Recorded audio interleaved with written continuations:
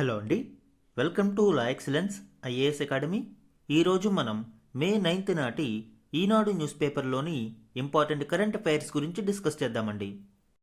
Before that మనము previous క్లాస్లో ఇచ్చిన క్వశ్చన్ గురించి చూద్దాము. విక్రమ్-1 రాకెట్ గురించి క్రింది ప్రకటనలను పరిగణించండి.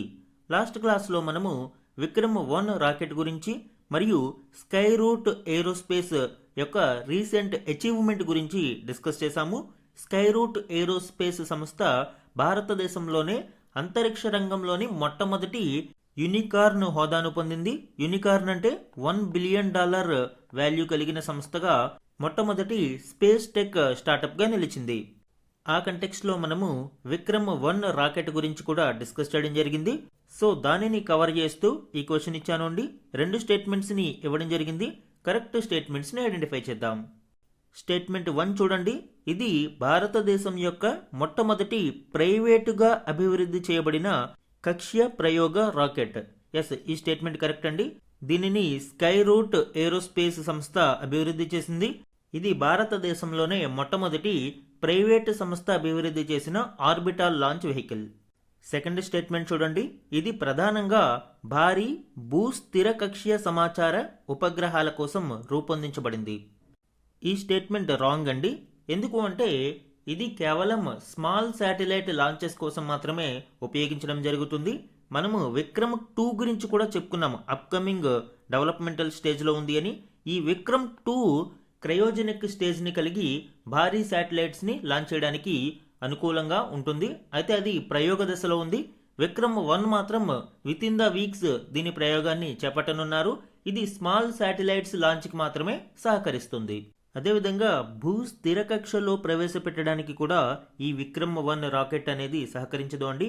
కేవలం స్మాల్ శాటిలైట్స్ని లో ఎర్త్ ఆర్బిట్స్ మరియు సన్ సింక్రోనస్ ఆర్బిట్స్లో మాత్రమే ప్రవేశపెట్టడానికి ఇది కెపాసిటీ కలిగి ఉంది.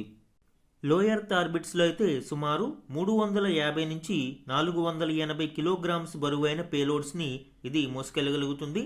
ఇక సన్ సింక్రోనస్ ఆర్బిట్ అయితే సుమారు 225 నుంచి 290 కిలోగ్రామ్స్ ఇక్కడ మోసుకెళ్ళగలుగుతుంది. సో ఇవి విక్రమ్-1 రాకెట్కి సంబంధించిన కీలక స్పెసిఫికేషన్స్. అండ్ మన ఆన్సర్ ఏమవుతుంది అండి? Statement 1 correct, 2 wrong. A 1 only is the correct answer ఇక్కడ. ఈరోజు మన ఫస్ట్ ఆర్టికల్ చూడండి. తారా పరీక్ష విజయవంతం. ఈ ఆర్టికల్ రీసెంట్గా DRDO విజయవంతంగా పరీక్షించిన టాక్టికల్ అడ్వాన్స్డ్ రేంజ్ ఆగ్మెంటేషన్ పరీక్ష గురించి డీటెయిల్స్ని వివరిస్తుంది. ఇందులోని కీ పాయింట్స్ ఇప్పుడు చూద్దాం.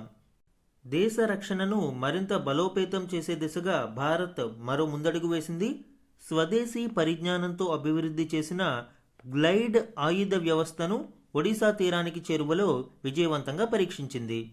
టాక్టికల్ అడ్వాన్స్డ్ రేంజ్ ఆగ్మెంటేషన్ తారా అనే ఈ వ్యవస్థ సహాయంతో అన్గైడెడ్ వార్హెడ్లను అత్యంత ఖచ్చితత్వంతో లక్ష్యాలను ఛేదించగల గైడెడ్ అస్త్రాలుగా మార్చవచ్చు.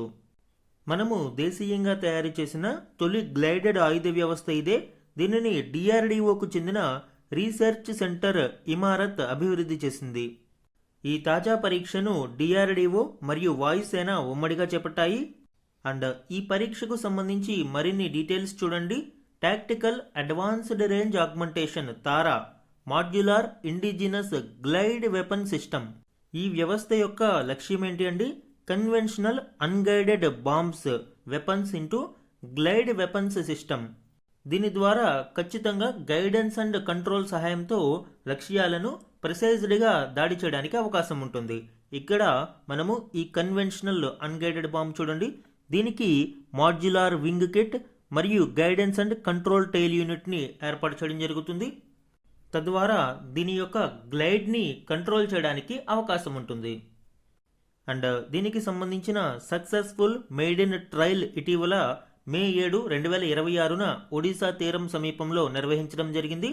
అండ్ ఈ పరీక్ష విజయవంతం కావడంతో ఆత్మనిర్భర్ భారత్కు ఇది దోహదపడుతుంది. లో కాస్ట్ ప్రిసిషన్ కన్వర్షన్గా దీనిని మనము చూడవచ్చు అండి. ఈ తారా వ్యవస్థలోని కీ ఫీచర్స్ అండ్ కేపబిలిటీస్ మనం చూస్తే మాడ్యులార్ డిజైన్. ఇందులో 250 kgs అండ్ 500 kgs హెచ్ఎస్ఎల్డి అంటే హై స్పీడ్ ఎయిర్ క్రాఫ్ట్స్లో ఉపయోగించే హై స్పీడ్ లో డ్రాగ్ బాంబ్స్ మరియు జనరల్ పర్పస్ బాంబ్స్కి వింగ్స్ మరియు టెయిల్ యూనిట్స్ని ఫిక్స్ చేయడం జరుగుతుంది. దీని వలన గ్లైడ్ పాత్ అనేది మనకి సుమారు 150 నుంచి 180 కిలోమీటర్ల ప్రిసిషన్ గ్లైడెడ్ పాత్ అనేది మరియు 5 కిలోమీటర్ ఆల్టిట్యూడ్తో మనకి safe high altitude and stand off డిప్లాయ్మెంట్కి అవకాశం ఏర్పడుతుంది. అండ్ ఈ వ్యవస్థ ద్వారా హై ప్రెసిషన్ అనేది మనము చూడవచ్చు అండి. ఇమేజింగ్ ఇన్ఫ్రారెడ్ సెన్సార్స్ సహాయంతో సుమారు 3 to 5 metre circular error probability మాత్రమే మనము ఇందులో చూడగలుగుతాము.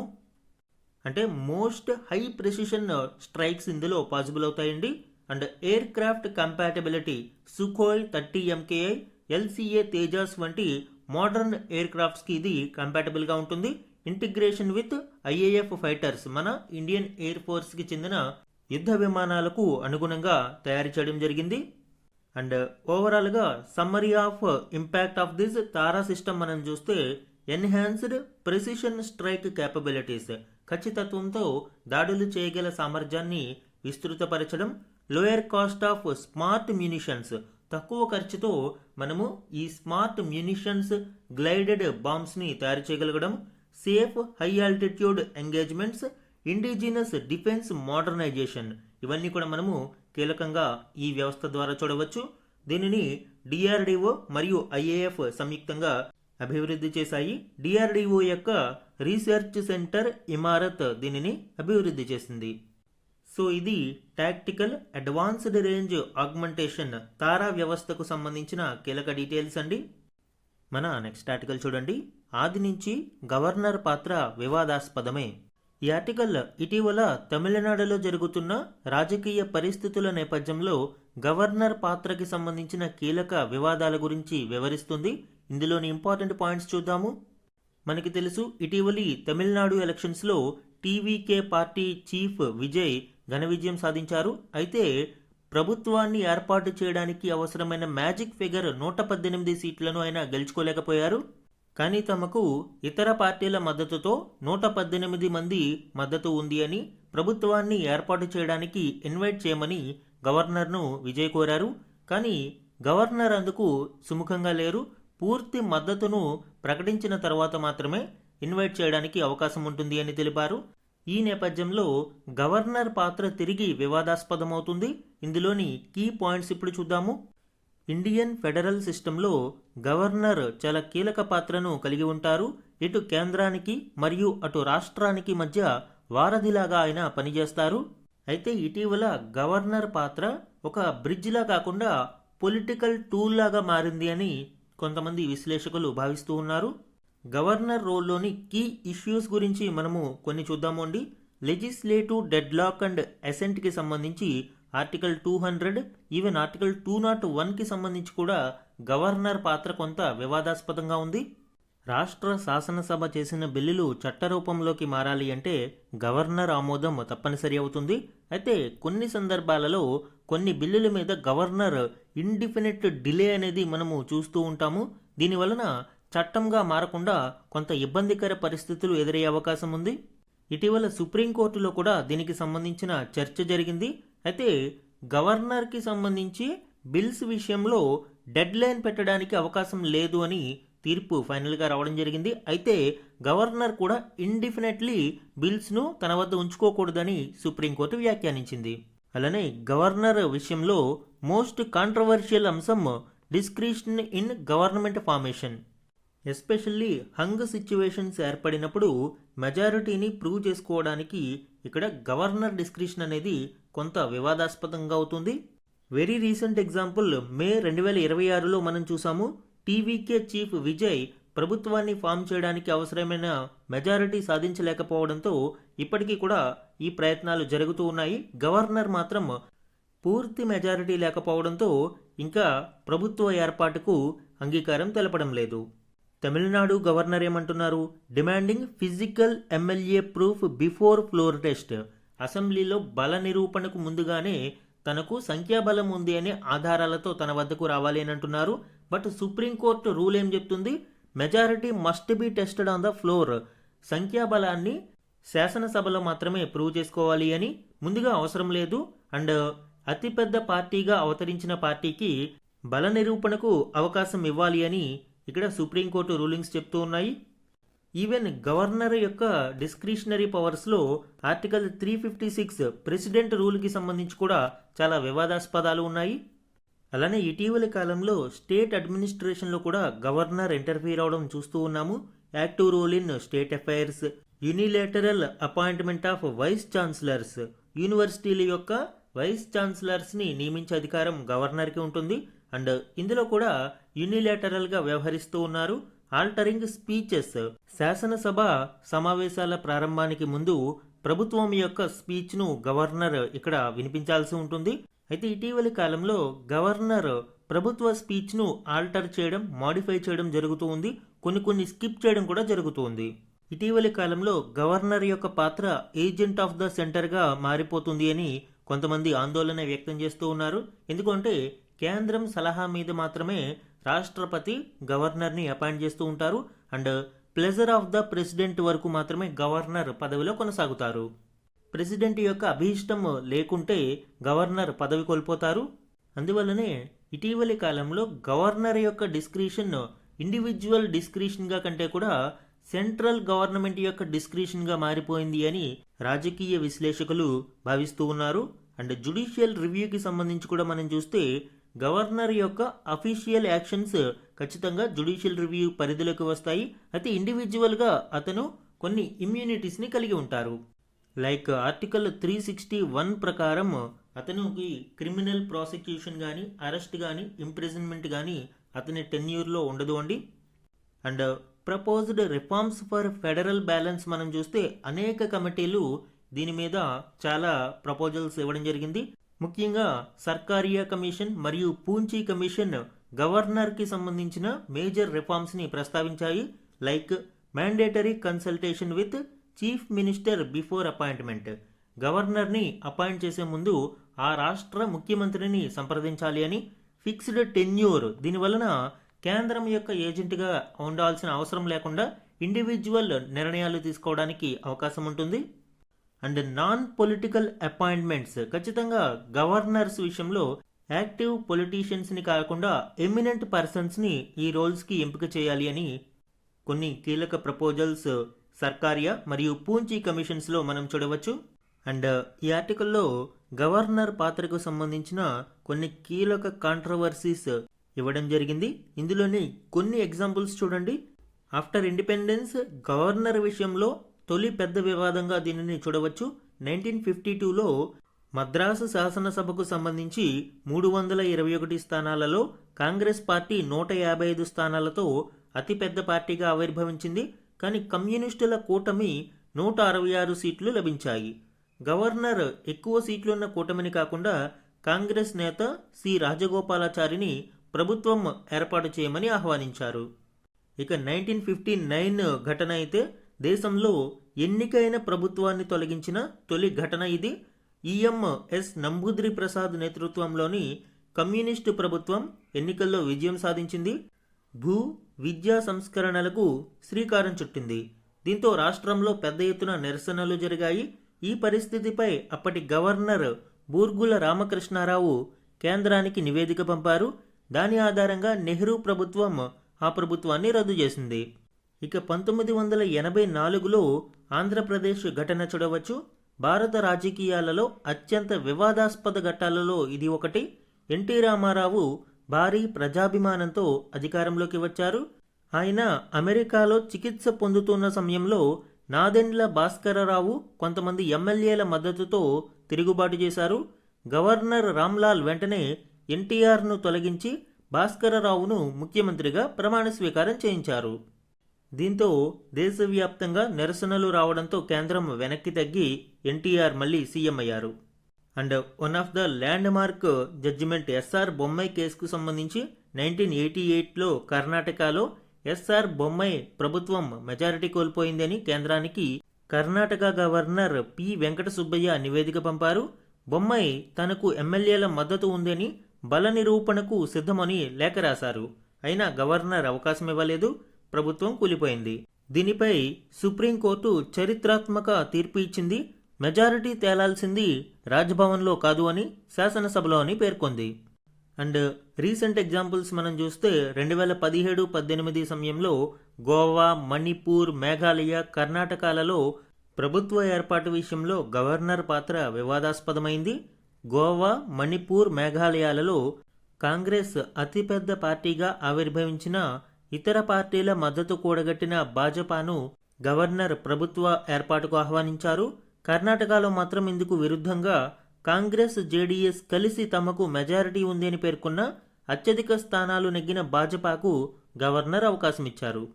సో ఈ విధంగా స్టేట్ స్పెసిఫిక్గా భాజపాకు అనుకూలంగా గవర్నర్లు ఇక్కడ వ్యవహరించారు. ఇక 2019లో మహారాష్ట్రలో ఏ పార్టీకి స్పష్టమైన మెజారిటీ రాలేదు. ఎవరూ ప్రభుత్వం ఏర్పాటు చేసే పరిస్థితులలో లేకపోవడంతో గవర్నర్ రాష్ట్రపతి పాలన విధించారు. అయితే అనూహ్యంగా ఒకరోజు రాష్ట్రపతి పాలనను రద్దు చేస్తూ కేంద్రం నిర్ణయం తీసుకుంది. దేవేంద్ర ఫడ్నవీస్ ముఖ్యమంత్రిగా గవర్నర్ సమక్షంలో ప్రమాణ స్వీకారం చేశారు. దీనిపై కూడా విమర్శలు చెలరేగాయి. సో ఈ విధంగా గవర్నర్ పాత్ర అనేది ఇండియన్ ఫెడరల్ సిస్టంలో చాలా వివాదాస్పదంగా మారుతుంది. మన నెక్స్ట్ ఆర్టికల్ చూడండి. జర భద్రం బిడ్డో, సైబర్ నేరాలలో 90% చిన్నారులను అసభ్యంగా చిత్రించినవే. పాక్సో కేసుల్లోనూ భారీ పెరుగుదల. 2024లో పరిస్థితిపై ఎన్సీఆర్బీ నివేదిక వెల్లడి.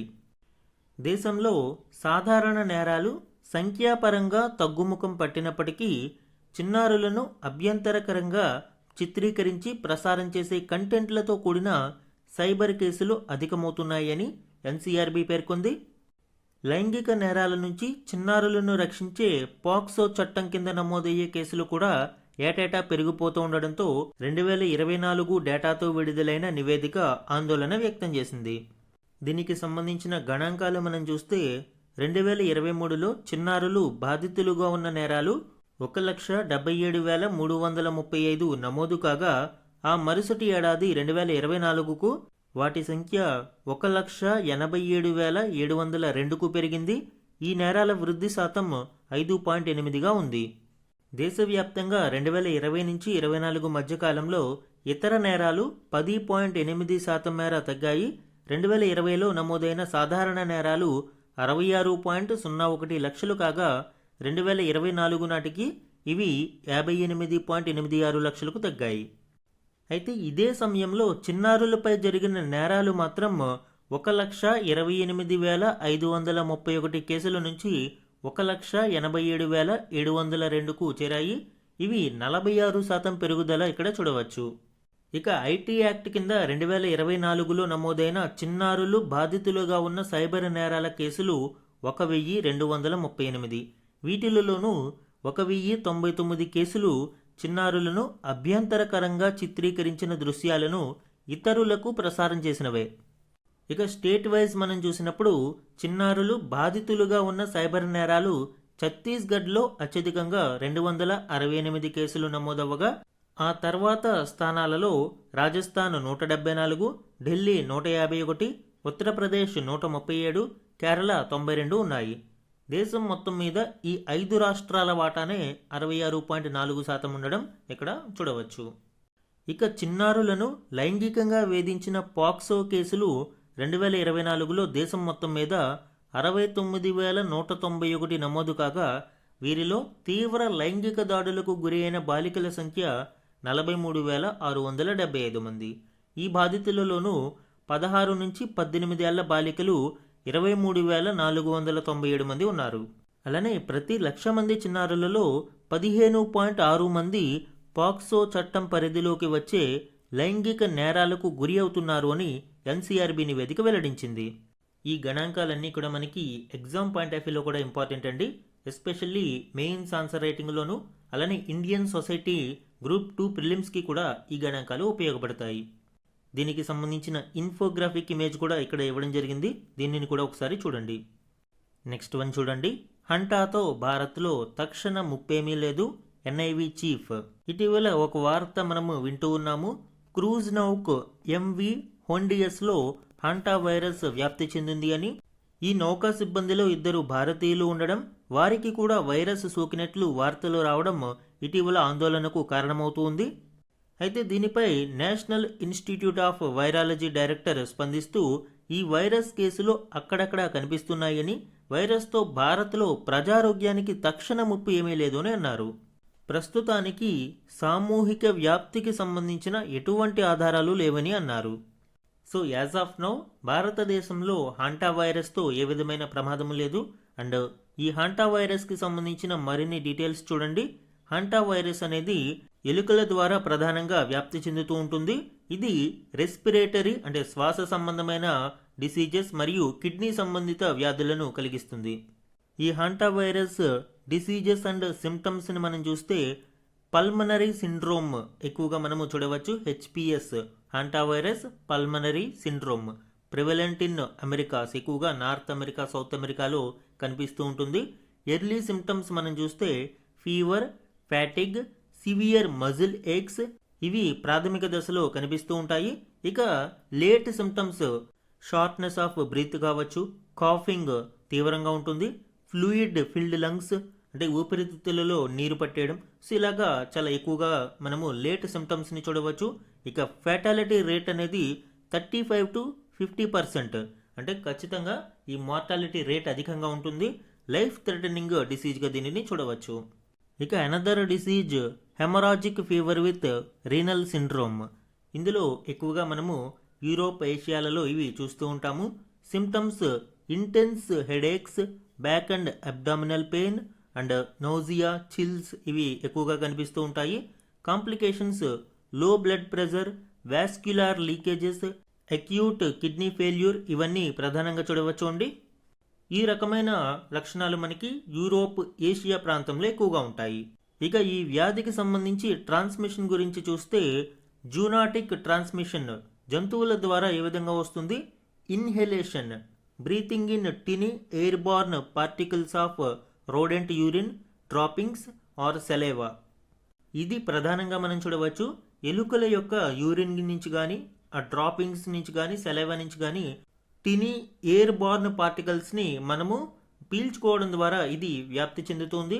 అలానే direct contact, human touching contaminated materials, especially ఈ యూరిన్ కానీ అదర్ డ్రాపింగ్స్ వీటిని ముట్టుకుని వాటిని శుభ్రం చేసుకోకుండా చేతిని నోస్ లేదా మౌత్ని టచ్ చేయడం ద్వారా డైరెక్ట్ కాంటాక్ట్లో కూడా ఇది వ్యాప్తి చెందుతుంది. ఈవెన్ ఎలుకలు కొరకడం వలన కూడా, అంటే ఇది లెస్ కామన్ రూట్, బట్ ఎలుకలు కొరకడం వలన కూడా కొన్నిసార్లు ఈ హాంటా వైరస్ వ్యాప్తి చెందుతుంది. And human to human extremely rare. So మనుషుల ద్వారా వ్యాప్తి చెందే అవకాశాలు చాలా తక్కువ. సో ఇది హాంటా వైరస్కి సంబంధించిన కీలక డీటెయిల్స్ అండి. అయితే ప్రస్తుతానికి భారతదేశంలో దీని వలన తక్షణ ముప్పేమీ లేదు అని ఎన్ఐవి చీఫ్ పేర్కొన్నారు. మన నెక్స్ట్ ఆర్టికల్ చూడండి. ట్రంప్ విధించిన 10% గ్లోబల్ సుంకాలు చెల్లవు. ఈ ఆర్టికల్ ఇటీవల వివిధ దేశాల మీద డొనాల్డ్ ట్రంప్ 10% మేర సుంకాలను విధిస్తూ ఉత్తర్వులు జారీ చేశారు. రిటాలియేటరీ ట్యాక్సెస్, ప్రతీకార సుంకాల పేరుతో దాదాపుగా అన్ని దేశాల మీద ఈ 10% వరకు ట్యాక్సెస్ని విధించడం మనం చూడవచ్చు. అయితే ఈ ట్యాక్సెస్ చెల్లవు అని న్యాయస్థానం పేర్కొంది. దీనికి సంబంధించిన డీటెయిల్స్ చూద్దాం. అమెరికా అధ్యక్షుడు డొనాల్డ్ ట్రంప్ ఆర్థిక విధానాలకు న్యాయస్థానంలో మరోసారి గట్టి ఎదురుదెబ్బ తగిలింది. ప్రపంచవ్యాప్తంగా దిగుమతి అయ్యే వస్తువులపై ట్రంప్ విధించిన 10% గ్లోబల్ సుంకాలు చెల్లవు అని న్యూయార్క్లోని ఫెడరల్ కోర్టు స్పష్టం చేసింది. అమెరికా కాంగ్రెస్ ఇచ్చిన అధికారాలను అధ్యక్షుడు ట్రంప్ అతిక్రమించారు అని, ఈ సుంకాలు చట్టబద్ధమైనవి కావు అని 3 సభ్యుల ధర్మాసనం 2-1 మెజారిటీతో తీర్పునిచ్చింది.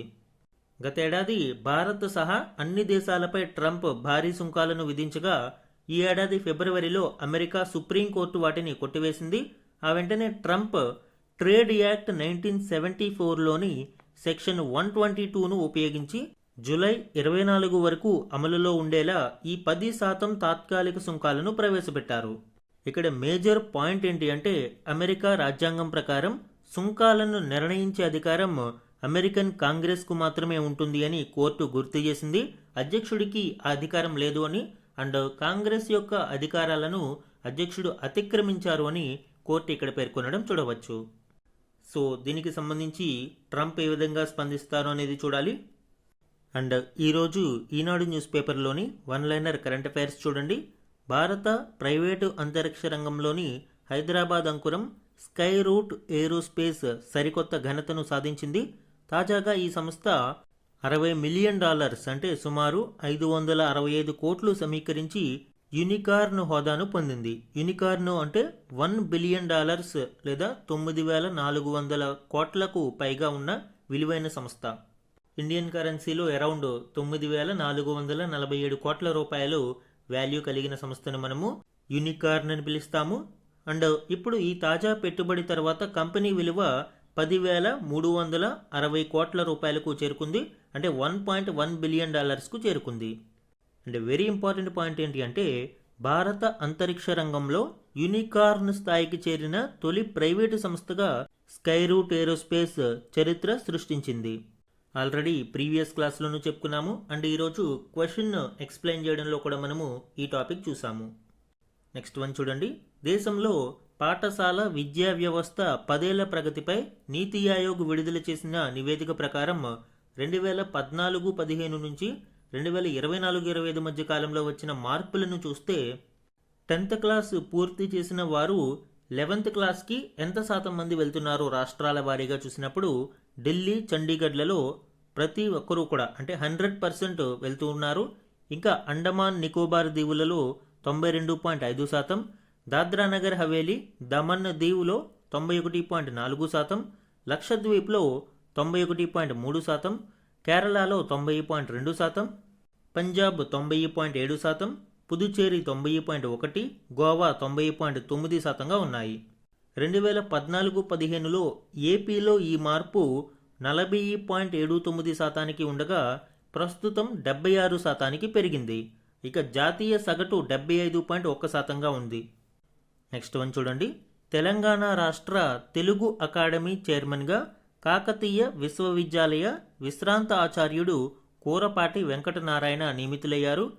తెలంగాణ కరెంట్ అఫైర్స్లో పర్సనల్ న్యూస్లో ఇవి ఇంపార్టెంట్ అండి. Next one. గర్భధారణ, గర్భకాల, ప్రసవాంతర దశలలో మాతృమూర్తులు, నవజాత శిశువుల ఆరోగ్యం పర్యవేక్షించేందుకు కేంద్ర వైద్య ఆరోగ్య శాఖ Janani journey of antenatal, natal, neonatal integrated care పేరుతో కొత్త ప్లాట్ఫామ్ను ప్రారంభించింది. మాతృమూర్తులకు అవసరమైన సేవలు అందించేందుకు వీలుగా ఈ డిజిటల్ ప్లాట్ఫామ్ను రూపొందించారు. సో ఈ జనని ప్లాట్ఫామ్ దేని గురించి అని ఎగ్జామ్లో అడిగే అవకాశం ఉంటుంది. ఇవి ఈరోజు ఈనాడులోని వన్ లైనర్ కరెంట్ అఫైర్స్. ఇక మాదిరి ప్రశ్నలు గురించి చూడండి. 2026-27 బడ్జెట్లో ఏ రాష్ట్ర ప్రభుత్వం పిల్లలకు సోషల్ మీడియాపై నిషేధాన్ని ప్రతిపాదించింది? వెరీ ఇంపార్టెంట్ వన్ అండి. భారతదేశంలో మొట్టమొదటి రాష్ట్రంగా కర్ణాటక నిలిచింది. హానికరమైన ఆన్లైన్ కంటెంట్, డిజిటల్ వ్యసనం నుంచి పిల్లలను రక్షించడమే లక్ష్యంగా ఈ ప్రతిపాదన చేస్తున్నట్లు కర్ణాటక ముఖ్యమంత్రి సిద్ధరామయ్య ప్రకటించారు. ఇలాంటి ఆంక్షను ప్రతిపాదించిన తొలి భారత రాష్ట్రంగా కర్ణాటక నిలిచింది. అండ్ ఆంధ్రప్రదేశ్లో కూడా దీనికి సంబంధించిన ముసాయిదాను రూపొందిస్తున్నారు. వెరీ సూన్ ఏపీలో కూడా ఇది అమలులోకి రానుంది. Next one. దేశంలో సెన్సస్ 2027లో భాగంగా డిజిటల్ సెన్సస్ను సమర్థవంతంగా నిర్వహించడానికి భారత ప్రభుత్వం విడుదల చేసిన 4 ప్రధాన డిజిటల్ ప్లాట్ఫామ్లు ఏవి? 1. House listing block creator web application, 2. HLO mobile application, 3. Self enumeration portal, 4. Census management and monitoring system. ఈ house listing block creator web application అనేది మొత్తం HLO ఆపరేషన్స్కు ఒక ఎన్యూమరేటర్కు అవసరమైన బ్లాక్ని క్రియేట్ చేయడానికి ఉపయోగపడుతుంది. ఇక HLO మొబైల్ అప్లికేషన్ అనేది యాప్ సహాయంతో డిజిటల్ సెన్సస్ను పూర్తి చేయడానికి ఎన్యూమరేటర్ అంటే ప్రతి ఇంటికి తిరిగి ఈ జనాభా గణనను చేసే వ్యక్తిని ఎన్యూమరేటర్ అంటారు. ఆ ఎన్యూమరేటర్ అప్లికేషన్గా దీనిని చూడవచ్చు. ఇక సెల్ఫ్ ఎన్యూమరేషన్ పోర్టల్ అనేది ఈ ఎన్యూమరేటర్ అవసరం లేకుండానే ముందస్తుగానే తమ వివరాలను సెల్ఫ్ ఎన్యూమరేషన్ చేయడానికి సహాయం చేసే portal. And census management and monitoring system అనేది సెంట్రలైజ్డ్ పోర్టల్ అండి. మొత్తం దేశవ్యాప్తంగా జరిగే జనాభా గణనను ఈ పోర్టల్ మేనేజ్ చేస్తుంది. వీటితో పాటు ప్రగతి మరియు వికాస్ పేర్లతో మస్కట్లను కూడా సెన్సస్ యొక్క అధికార చిహ్నాలుగా ప్రభుత్వం ఆవిష్కరించింది. ఈ నేమ్స్ చాలా ఇంపార్టెంట్ అండి. ప్రగతి, వికాస్ ఈ రెండు గుర్తుపెట్టుకోండి. నెక్స్ట్ వన్, రాబోయే 3 ఏళ్లలో 20 లక్షలకు పైగా గ్రామీణ కుటుంబాలకు హై స్పీడ్ ఇంటర్నెట్ కనెక్టివిటీని అందించడానికి ఏ రాష్ట్ర ప్రభుత్వం ప్రాజెక్టు గంగాను ప్రారంభించింది? ఆన్సర్ ఉత్తరప్రదేశ్. జనరల్గా మనము ప్రాజెక్ట్ గంగా అంటే ఏదైనా వాటర్ రిలేటెడ్ ప్రోగ్రామ్ అని అనుకుంటాము. అండ్ ఆప్షన్స్లో ఖచ్చితంగా వాటర్ రిలేటెడ్ ఆప్షన్స్ కూడా ఉంటాయి. అండ్ ఈజీగా మనము ట్రిక్ అవడానికి అవకాశం ఉంటుంది. కానీ ఇది హై స్పీడ్ ఇంటర్నెట్ కనెక్టివిటీని గ్రామీణ కుటుంబాలకు అందించడానికి ఈ ప్రాజెక్టు గంగాను ఉత్తరప్రదేశ్ ప్రభుత్వం తీసుకువచ్చింది. ఇవి ఈరోజు మాదిరి ప్రశ్నలు అండి. వెరీ ఇంపార్టెంట్ వన్ ఉన్నాయి అన్నీని. ఇక ఈరోజు మన క్వశ్చన్ గురించి చూడండి. తారా సిస్టమ్ టాక్టికల్ అడ్వాన్స్డ్ రేంజ్ ఆగ్మెంటేషన్కి సంబంధించి ఈరోజు మనము క్లాస్లో డిస్కస్ చేయడం జరిగింది. ఆ కంటెక్స్ట్లో ఈ క్వశ్చన్ ఇచ్చాను అండి. 2 స్టేట్మెంట్స్ని ఇక్కడ ఇవ్వడం జరిగింది. కరెక్ట్ స్టేట్మెంట్స్ని ఐడెంటిఫై చేసి ఆన్సర్ని కమెంట్ సెక్షన్లో కమెంట్ చేయండి. ఇవి ఈరోజు Eenadu news పేపర్లోని important current affairs మీద daily analysis. Thank you for watching.